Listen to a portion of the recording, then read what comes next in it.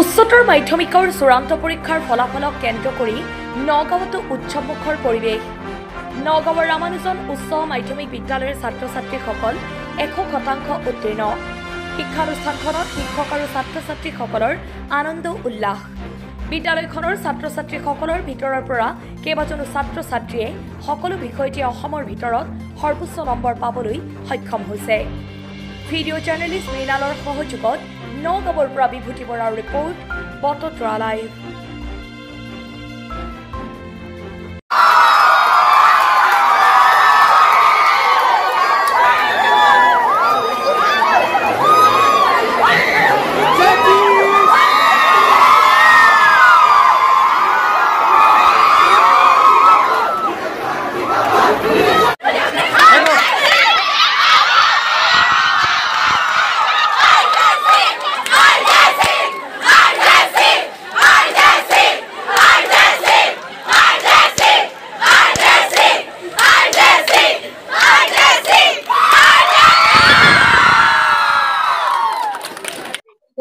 যোৱা বছৰৰ পৰা আচলতে আমাৰ সেই উদুলি মুদুলি পৰিৱেশটো অকণমান সেৰেঙা হৈ গৈছে।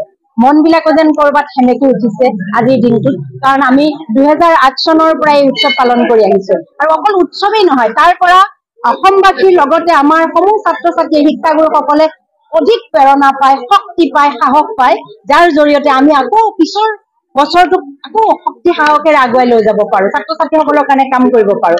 কিন্তু এতিয়া সেই পৰিৱেশটো অকণমান হেৰাই গৈছে। হয়তো আমাৰ বুদ্ধিজীৱীসকলে, শিক্ষাবিদসকলে, আমাৰ শিক্ষা জগতৰ ব্যক্তিসকলে এটা সিদ্ধান্ত লৈছে আৰু আমিও সেই সিদ্ধান্তটোক মানি লৈছো। হয়তো ৰূপান্তৰে জগত সুন্দৰ কৰে, সেই আদৰ্শৰে তেওঁলোকে এটা নতুন পদ্ধতিৰে শিক্ষা ব্যৱস্থাটোক আগুৱাই লৈ যাব বিচাৰিছে আৰু তাক আমি সদায় স্বাগতম জনাম বা জনাইছো।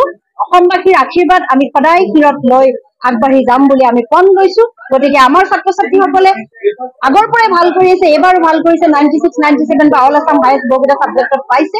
গতিকে সেই পাৰ্চেণ্টেজৰ মানদণ্ডটো হেৰাই নাযায়। যদিও স্থান বুলি অসমৰ স্থান বুলি দিয়া নাই, কিন্তু পাৰ্চেণ্টেজৰ মানদণ্ডটো হেৰাই নাযায়। তেওঁলোকে সেই মানদণ্ডৰে ভৱিষ্যত জীৱনৰ কাৰণে আগুৱাই যাব। অসমত আজি ৰামানুজনৰ সন্তান আমেৰিকাত আছে, ঈশ্বৰত আছে, চন্দ্ৰযান 3 লগত জড়িত হৈ আছে আমেৰিকাৰ আমাৰ ৰামানুজনৰ সন্তান। গতিকে এই কথাবিলাকে আমাক অধিক প্ৰেৰণা দিয়া আৰু তেনেকে আগবাঢ়ি যাবৰ কাৰণে। তথাপি কেতিয়াবা কিন্তু অকণমান দুখ লাগে, কিবা কাৰণত আমাৰ 20 জনলৈকে স্থান পাইছে। যোৱা বছৰ যদি দিলেহেঁতেন 20 জন হলহেঁতেন। কৰবাত এতিয়া আমাৰ হাতত আহি পৰিছে। আমি all Assam highest result 100% result, আৰু আমি অল আছাম হাইয়েষ্ট পাইছে বায়লজিত পাইছে ডিমলি দেৱীয়ে বায়লজিত 100 ভিতৰত 100 পাবলৈ সক্ষম হৈছে। কেমিষ্ট্ৰিত ঐশ্বৰ্য বৰুৱাই 99 পাইছে।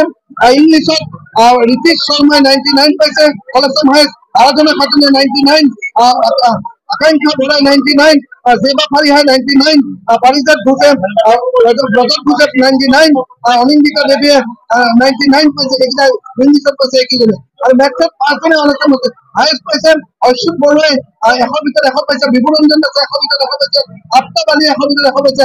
আদিত্য অনুপম কোঁৱৰে 100 ভিতৰত 100 পাইছে। আৰু জোনাক্ষী চন্দিলৈ 100 ভিতৰত 100। 5 জনে মেথছত অল আছাম হাইয়েষ্ট পাবলৈ সক্ষম হৈছে।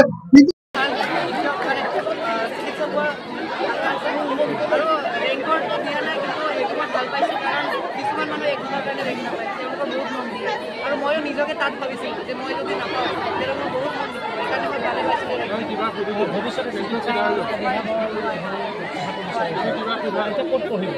এতিয়া মই যদি কোৱালিফাই হৈ যাওঁ তেনেহ'লে মেডিকেল লাইফ অধ্যয়ন পঢ়াৰ বাদে মই কুকিং কৰি ভাল পাওঁ, ড্ৰয়িং কৰি ভাল পাওঁ আৰু ঘৰৰ কামবিলাক কৰি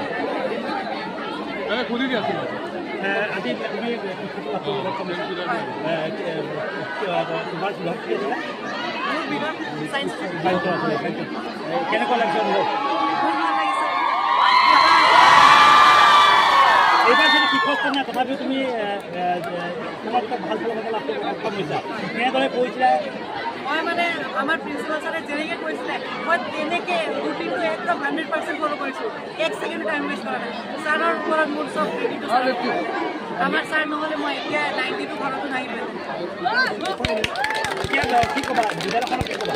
বিদ্যালয়খন মই কোটি কোটি ধন্যবাদ দিব বিচাৰোঁ। যদি মই ৰামানুজক নকয় কিবা বেলেগ অনুষ্ঠান কৰিলোহেঁতেন, মই মানে এইটো লাভ কৰিব নোৱাৰিহঁতে ছাৰৰ অকল ছাৰৰ পেপাৰ কৰা অভ্যাস কৰি দিছে তাৰপিছত কুৱেশ্যন প্ৰেক্টিছ কৰা অভ্যাস কৰি দিছে ক্লাছত চাই থাকে কোনে কৰিছে কোনে নাই কৰিছে কাণত ধৰি থাকে নকৰিলে কেমিষ্ট্ৰি ৰিয়েকশ্যনবিলাক ধুনীয়া হ'লে ৰিয়েকশ্যন লিখাই থাকে তাৰ কাৰণে ভাল লাগে এই ফলাফলত স্পেচিয়েলি ক্ৰেডিট কাক দিব বিচাৰা স্পেচিয়েলি কৰি মই মা দেউতাক দিব বিচাৰোঁ আৰু মোৰ প্ৰিন্সিপাল ছাৰক সমানে আৰু মোৰ খুৰা আছে দীপক শৰ্মা বুলি দীপক শৰ্মা যে নগাঁও গাৰ্লছ কলেজৰ ইকনমিক্স ডিপাৰ্টমেণ্টৰ হেড অফ তেওঁৱে মোক ৰামানুজনলৈ আনিছে আমাৰ আৰ্থিক অৱস্থা ইমান ভাল নাছিলে তাৰ কাৰণে মই দীপক ছাৰক বহুত ধন্যবাদ এতিয়া তুমি কি পঢ়িবা এতিয়া মই চিকিৎসা মানে ডক্টৰ হ'ব বিচাৰোঁ মই নীট এক্সাম পাছ হৈ যাওঁ